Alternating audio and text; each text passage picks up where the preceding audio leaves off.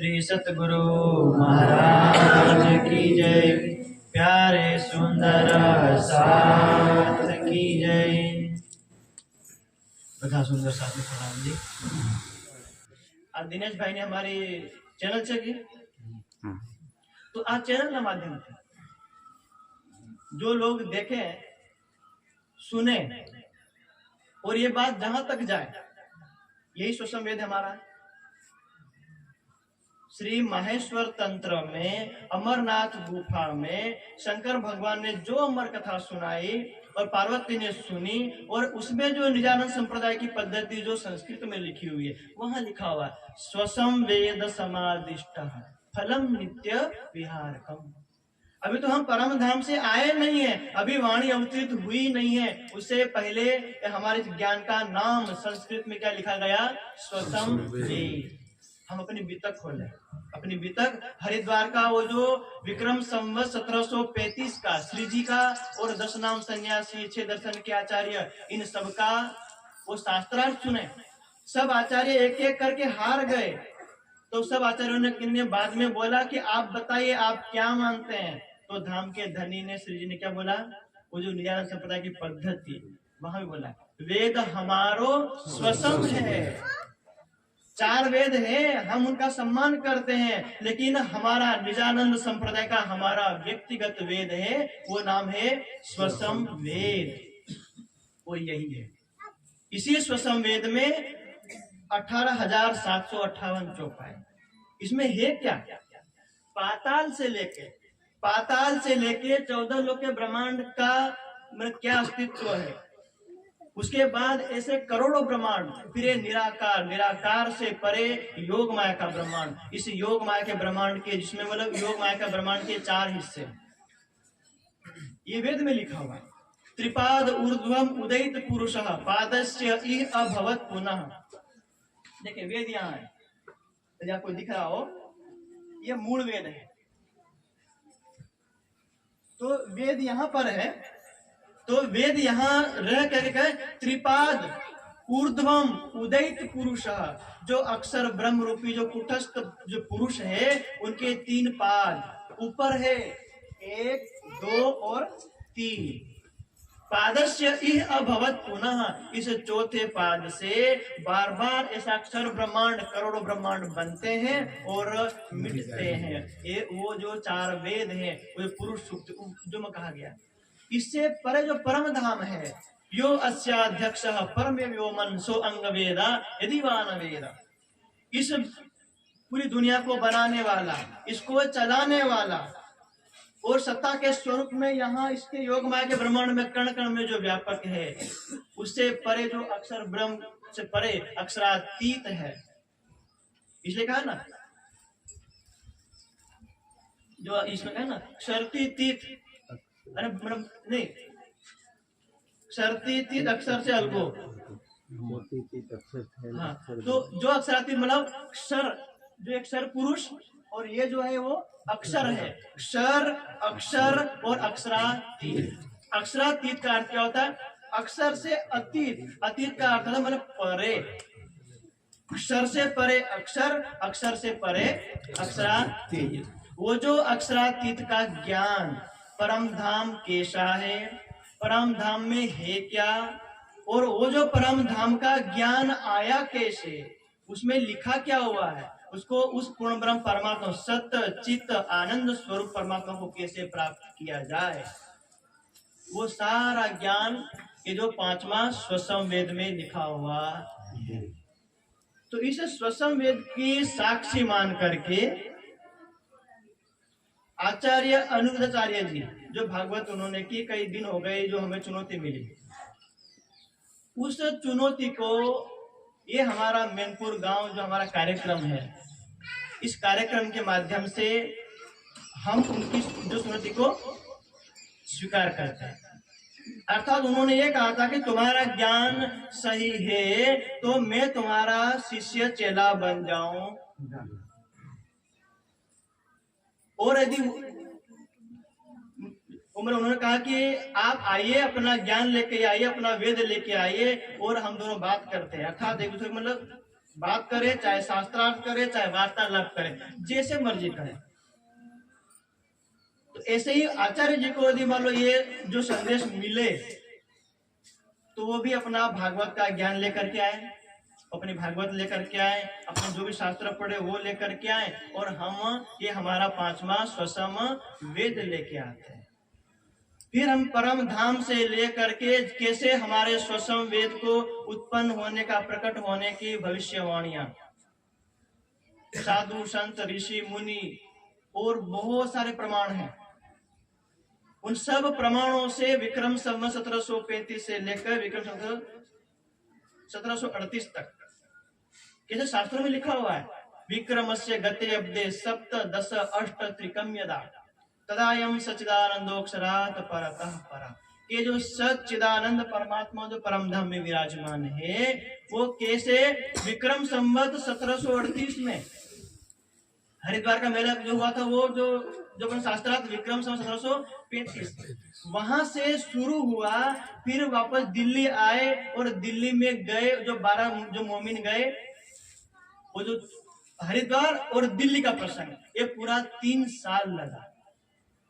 એટલે विक्रम संवत 1738 में हिंदुओं में श्री विजयाभिनंद बुद्ध निष्कलंक स्वरूप के रूप में प्रकट हुए, और मुसलमानों के कुरान के हिसाब से आखिरुल जमा इमाम मोहम्मद मेहदी साहिबुज्जमा, आखिरी इमाम।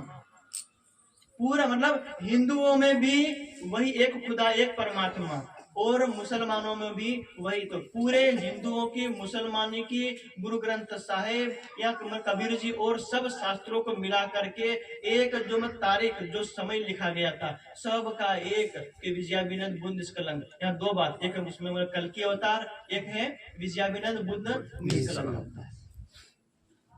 तो वो सारी बातें हमारे इस 5वें स्वसम वेद में है।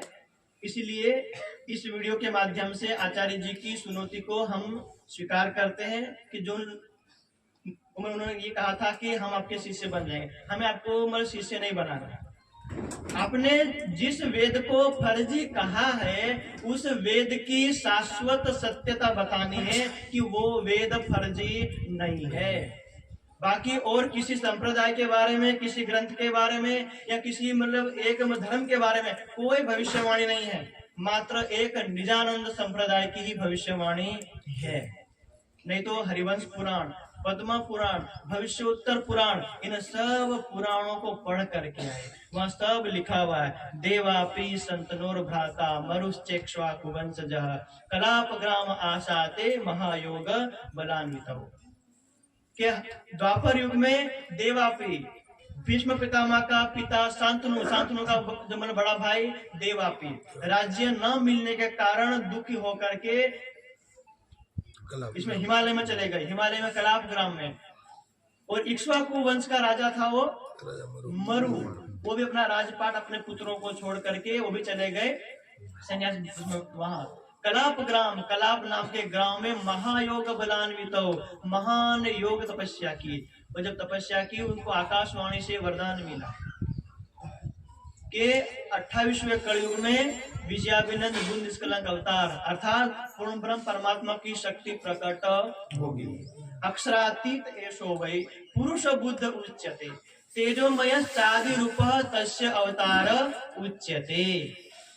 अक्षरातीत जो है, उनकी जो आवेश शक्ति जो आएगी, उसी को बुद्ध कहा है। इसलिए देवापि का वो जीव जब यहाँ देवचंद्र बने, उसे देवचंद्र जी के अंदर परम धाम की श्यामा महारानी प्रकट हुई, और जो राज्य दर्शन दिए, एते दिन त्रिलोक में हुती बुद्ध सुपन, सो बुद्ध जी बुद्ध जागृत ले प्रगटे पूरी नव।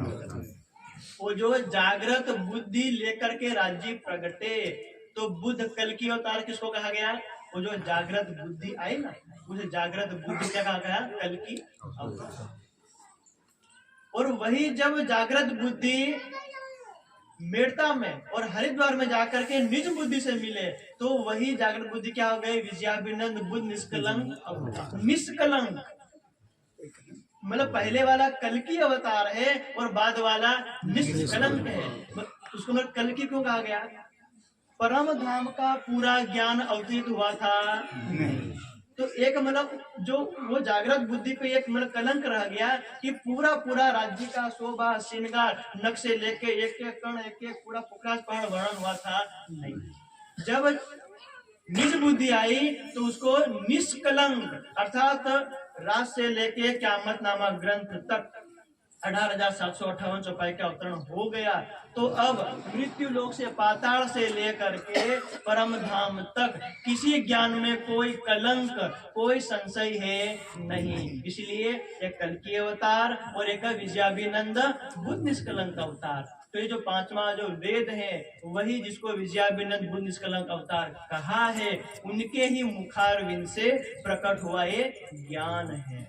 इसलिए इस ज्ञान को साक्षी मान करके आचार्य अनिरुद्धाचार्य जी की जो चुनौती है उसको हम इस कार्यक्रम के माध्यम से स्वीकार करते हैं। वो चाहे तो अपने आश्रम में हमें बुला लें, यदि वो चाहे तो हमारे घर पे आ जाए, उनको जैसी सुविधा हो वो वैसा ये चुनौती जो उन्होंने कहा था कि यदि आपका ज्ञान सही है तो हम आपके शिष्य बन जाएंगे, तो उन्होंने जो मैं चुनौती दी थी उनकी चुनौती को स्वीकार करते हैं इस कार्यक्रम के माध्यम से कि हम पांचवा वेद स्वसम वेद मानने वाले आपकी इस चुनौती को स्वीकार करके आपसे शास्त्रार्थ करना हो, बात करनी हो, वाद विवाद करना हो, जो भी करना है, लेकिन इस पांचवें वेद को लेकर के करने के लिए हम तैयार हैं। ये हमारा संदेश उन तक धीरे धीरे धीरे पहुंच जाए और जब वो तारीख जहां निश्चित करे वहां हम इस ज्ञान को लेकर के आने के लिए तैयार है, क्योंकि राज्य ने हमें इसीलिए तैयार किया। हमारी कीर्तन वाणी साक्षी देती है, सकत बखत ऐसा हुआ सबन छोड़िया ईमान अरवाह करे कुर्बानियां म होवे मोमिन भी। सकत बखत आएगा, सबन छोड़िया ईमान अरवाह करे कुर्बानियां, जो परम धाम का सुंदर साथ होगा, जो सच्चे ब्रह्म सृष्टि होगी कुर्बानी करेंगे।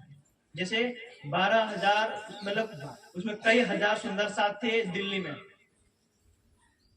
दिल्ली के बाहर बाग में सब लोग इकट्ठे हुए, श्री जी स्वयं थे, सब सुंदर साथ को कहा अब हमें क्या करना है औरंगजेब को संदेश देने के लिए।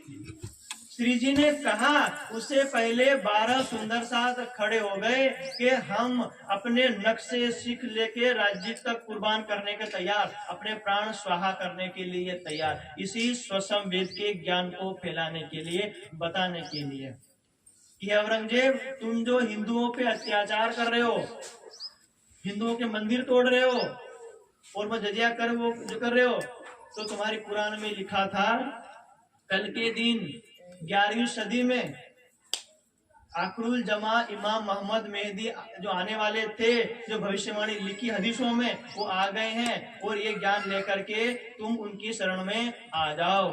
ये संदेश लेके हमारे 12 सुंदर साथ तब भी वहां गए थे, वो हमारे श्री बितक साहिब में हस्तलिखित।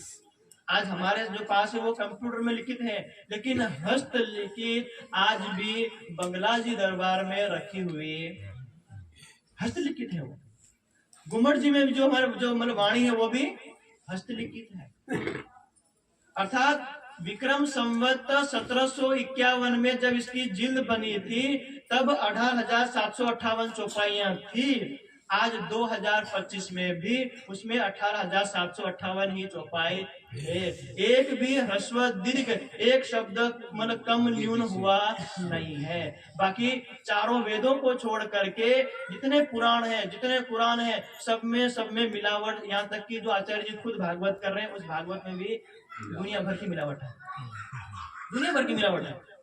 वेद का ज्ञान और उसके में भागवत का ज्ञान दोनों का मेल खाता ही नहीं।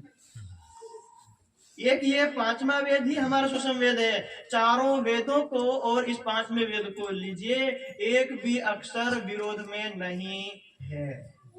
जो वेदों में कहा है, जो मतलब वो 3 पादों से परे जो ब्रह्म सृष्ट जो मतलब परमात्मा है, उसकी पूरी व्याख्या मिलती है। उसका शोभा श्रृंगार प्रकाशमय कैसा है, वेद में कहा है ना, आदित्य वर्ण सूर्य के समान प्रकाशमान है। तमेव भांतम अनुभाति सर्वम, के परम धाम में सूर्य चंद्रमा कोई नहीं चमकता है। राज्य के स्वयं के उनके नखों से, उनके रोम रोम से ऐसा प्रकाश निकलता है, ऐसे दिव्य प्रकाश से पूरा परम धाम प्रकाश। और शास्त्रों में पहले से लिखी हुई ऐसाम इंद्रो युवा सखा, युवा है और उसी को हम अपने संप्रदाय क्या बोलते हैं, श्री युगल किशोर। युगल है वो, किशोर स्वरूप है और वही किशोर शास्त्रों में युवा स्वरूप है। तो शास्त्रों की रहस्यों की बात बताने के लिए ये 5वां स्वसम वेद है और इसी स्वसम वेद को पढ़ेंगे लिखेंगे तो ही शाश्वत दिव्य अखंड परम धाम का ज्ञान पता लगेगा। नहीं तो चाहे भागवत सुनो, चाहे दुनिया का कोई ग्रंथ सुन लो, मृत्यु लोक छोड़ोगे तो स्वर्ग लोक जाओगे, स्वर्ग लोक से फिर वापस मृत्यु लोक में आएंगे। इसलिए एक हमारा शाश्वत ये ग्रंथ है जो हमारी नकल के नकल तिनको ए हाल, हम पीछे पांव क्यों दें, हम सिर नूर जमान। जब दुनिया के ये जो ब्रह्मा विष्णु के जिसके पे महर होती है वो हमें चुनौती दे रहे हैं, इस अक्षर पुरुष का कोई अस्तित्व नहीं है। वही स्वप्न में यहाँ से बैठ के देख रहा कि एक हो अहम भविष्याम, मैं एक हूँ अनेक हो जाऊं। तो स्वप्न का ब्रह्मांड के आचार्य वो जो हमें दे रहे हैं, हमारे सिर नूर जमाल, तो हमें राज्य कह रहे कि हम पीछे पांव क्यों दें, हमें कोई चुनौती दें और हम चुप हो जाए। तो ये तो हमारे सुंदर साथ होने पे कलंक है। तो इस कलंक को रहने देंगे, जैसे ज्ञान से लड़ लेंगे, ज्यादा क्या हो जाएगा। हारने का कोई अस्तित्व हमारा है ही नहीं, हमारा ज्ञान ही शाश्वत है। जब हमारे पूर्वज नहीं हारे थे, ना औरंगजेब से हारे, ना हरिद्वार के मेले में हारे, ना आज तक कभी नहीं हारे, और फिर जब तक ब्रह्मांड रहेगा तब तक कभी भी स्वसम वेद के छत्र छाया में राज्य के आशीर्वाद से, प्राणनाथ जी के आशीर्वाद से कभी हारेंगे भी। इसलिए नाम है श्री विजय अभिनंदन। विजय साक्षात जिसका अभिनंदन करे वही बुद्ध निष्कलंक है, जिसके नाम में विजय हो। विजयाभिनंदन, विजयाभिनंद जिसके नाम में विजय हो, साक्षात विजय श्री ही उनका तिलक करने के लिए यदि हो तो उनकी छत्र छाया हमारे सिर पे हो। यही वेद को रात दिन पढ़ने वाले हो, इसी को हम मानने वाले, इसी की आरती पूजा पाठ करने वाले, इसी की परिक्रमा करने वाले हम सुंदर साथ। तो ये चुनौती स्वीकार करते हैं। बोले श्री प्राणनाथ की जय। जब यहाँ जो चुनौती स्वीकार करेंगे पहले यहाँ निपट ले, फिर जाएंगे, फिर क्योंकि हमारा मुक्त देशी ब्रह्मांड, पूरे दुनिया का झगड़ा तो धर्म संसद श्री बंगला जी का दरबार का आशीर्वाद है। इसलिए शायद राज्य में उधर झांसी से सीधा पन्ना जी ले गए।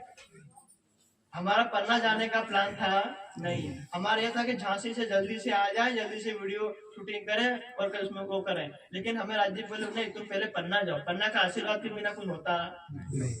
महाराजा 17 साल जी भी वो अफजल खां से लड़ने गए थे तो श्री जी का आशीर्वाद लेने के लिए पन्ना जी आए थे। उन्होंने भी यही कहा था हमारा आखिरी प्रणाम। बस श्री जी ने कहा भाई चिंता मत, तुम पन्ना की धरती पे आ गए हो, हमारा आशीर्वाद है, जाओ। वो 8000 होगा चाहे 8 लाख होगा। उसके बाद महाराजा 17 साल जी एक लड़ाई नहीं, कितनी लड़ाई लड़े इतिहास गवाह, छोटी मोटी 252 लड़ाइयां लड़े। 200 लड़ाइयां छोटी छोटी थी, लेकिन 52 लड़ाइयां ऐसी ऐसी थी इसमें मतलब 50,000 कभी 80,000 इतने इतने सैनिक औरंगजेब भेजता था। भेज भेज के खुद औरंगजेब थक गया, बूढ़ा हो गया, तब अपने बेटों को बुला के कहा कि भाई दुनिया में किसी से लड़ लेना, कहीं भी सेना भेज देना, पर बुंदेलखंड में महाराजा छत्रसाल से लड़ने मत जाना। क्यों मत जाना? कि उसके ऊपर 5वें वेद स्वसम वेद की कृपा है। जो विजयाभिनंद बुद्ध निष्कलंक स्वरूप जो प्रकट होके 28वें कलयुग में वो प्रकट होके पन्ना जी में विराजमान है, उसको हराने की तो सोचो ही मत। वो ना कभी मतलब वो तो हारने और पराजय से परे, जय विजय से वो परे हैं। इसलिए तुम स्वप्न में सोचना तो उसकी छत्र छाया है। बंगला जी दरबार का आशीर्वाद है, गुम्मट जी का आशीर्वाद है हम सब सुंदर साथ के ऊपर। न हम सुधा न मतलब तब भी हारे थे, सुंदर वल्लभ बद्री सब इतने आचार्य आए थे, भट्टाचार्य आए थे, जितने आचार्य आए कभी हारे नहीं है और 2025 में भी हारेंगे नहीं। जब तक महाप्रलय ब्रह्मांड रहेगा और जब तक हम यहाँ सुषम वेद रहेगा तब तक इस वेद को मानने वाले किसी भी शास्त्र के जो आचार्य है, कोई महामंडलेश्वर हो, कोई आचार्य हो, कोई जगत गुरु हो, लेकिन राज्य का आशीर्वाद, सुषम वेद का हमारा आशीर्वाद हमें हारने देगा। ये हमेशा दिल में विश्वास रखकर, क्योंकि हम सबने पढ़ा है, शुरू से लेके इसको पढ़ा है, 6 दर्शन पढ़े, 18 पुराण पढ़े, 4 वेद पढ़े, तो सब का सार रूप में। यदि आप सुंदर साध्वी सत्यांजलि ज्ञानपीठ से लिखी हुई वो हमेशा रखना, ज्ञान मंजूषा, बोध मंजरी, भ्रांति नाशनम, भागवत यथार्थम, ये 4-5 किताबें साथ रखना। दुनिया का कोई आचार्य को छोड़ो, साक्षात ब्रह्मा विष्णु महेश क्यों ना प्रकट हो जाए, लेकिन सुषम वेद के प्रश्नों का उत्तर उसमें वितक में लिखा ना, ये जवाब ब्रह्म से न हो कि जब महाप्रलय में सारा ब्रह्मांड नष्ट हो जाएगा तो हम और हमारा जीव कहाँ रहेगा। तो वही जामनगर का स्थान, वो मंदिर, वही कांची भट्ट क्या बोले थे, बोले मेरे को छोड़ो, मेरा गुरु जी को छोड़ो, ये तो तुम ब्रह्मा विष्णु से पूछो तो भी उसका उत्तर मिलेगा नहीं। जो जवाब ब्रह्मा विष्णु के पास नहीं है वही सारे के सारे जवाब इस 5वें सुषम वेद से एक से बढ़कर एक लिखे हुए